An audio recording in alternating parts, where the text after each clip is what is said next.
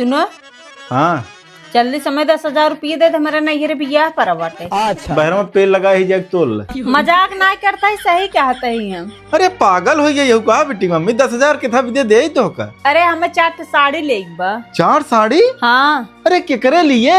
एक बर्तन धोने वाले के लिए, एक झाड़ू पोछा करे वाले के लिए, ससुर एक कपड़ा धोए वाले के लिए और एक खाना बनाने वाले के लिए। लेकिन एक सेकंड बेटी मम्मी अपने ही तो कौनो नौकरानी नहीं आई रही केका भी दे साड़ी लेबो। हाँ तो कुल साड़ियाँ हम अपने भी दे ले जाते हैं। अब जल्दी से 10,000 रुपये का मुँह लखाता है।